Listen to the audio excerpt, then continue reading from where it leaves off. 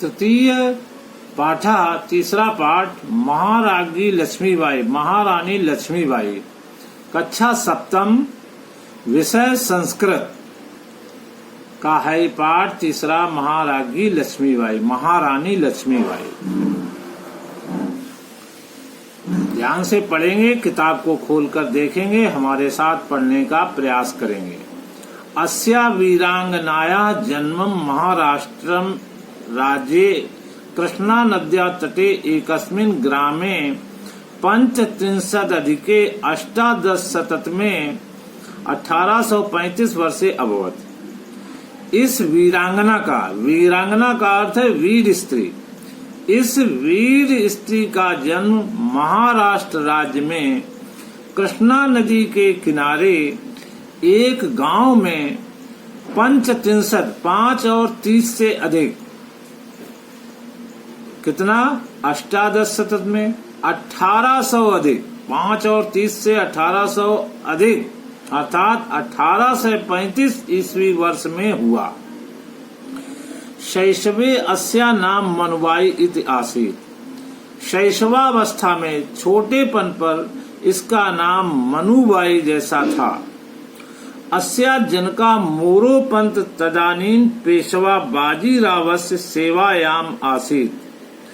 इनके पिता मोरोपंत उस समय पेशवा बाजीराव की सेवा में थे। अस्या जननी भागीरथी बाई साध्वी ईश भक्ता च नारी आसीत्। इनकी माता भागीरथी बाई साध्वी और ईश भक्ति नारी थीं या महिला थीं।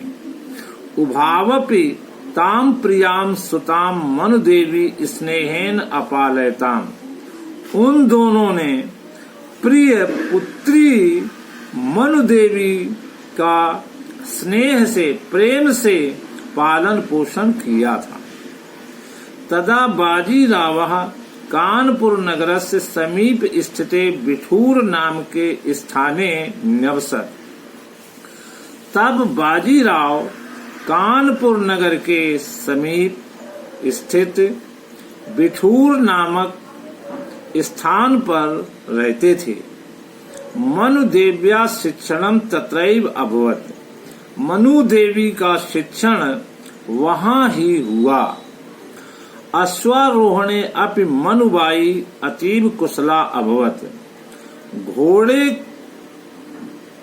की सवारी में भी, अश्वारोहणे अपि, घुड़सवारी में भी मनुबाई अत्यधिक कुशल हुई। तत्र सा अचिरम शास्त्र विद्याम च अलवत्। वहाँ उन्होंने बड़ी शास्त्र विद्या को पाया। वहाँ उन्होंने बड़ी शास्त्र विद्या को प्राप्त किया। सः गंगाधरेण से मनुदेव्या विवाहम अभवत्। इसके बाद झांसी के राजा गंगाधर के साथ मनुदेवी का विवाह हुआ। ततः परम मनुबाई रानी लक्ष्मीबाई इति नामना प्रसिद्धा अभवत्। इसके बाद श्रेष्ठ मनुबाई रानी लक्ष्मीबाई जैसे नाम से प्रसिद्ध हुई। विवाहानंतरम अपि सा शस्त्राभ्यासम अश्वारोहणम च न त्यजत। विवाह के बाद भी उन्होंने शस्त्रों का अभ्यास और घुड़सवारी नहीं छोड़ी। एतस्मिन्नेव काले आंग्ल शासका भारते स्वप्रभुत्व स्थापनाय यत्नशीलः अभवन्। इस ही समय में अंग्रेजी शासक, अंग्रेजी राजा भारत में अपना प्रभुत्व स्थापित करने के लिए प्रयत्नशील हुए। कूटनीति प्रयोगेण दिने दिने तेषां प्रभुत्वम अवर्धन। कूटनीति के प्रयोग से दिनों दिनों उनकी प्रभुता बढ़ी। तदैव दैव योगात् गंगाधरस्य एकलः पुत्रः स्वर्गम गतः।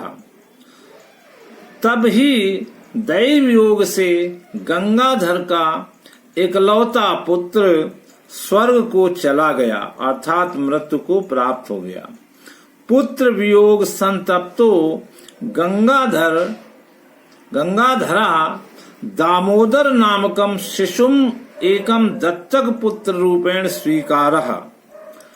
पुत्र वियोग से दुखी गंगाधर ने दामोदर, यहाँ छूट गया है, दामोदर यहाँ लिखना है आपको।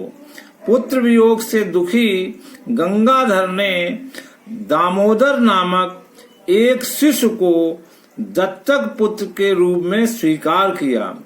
दत्तक माने गोद में लिए हुए पुत्र के रूप में स्वीकार किया।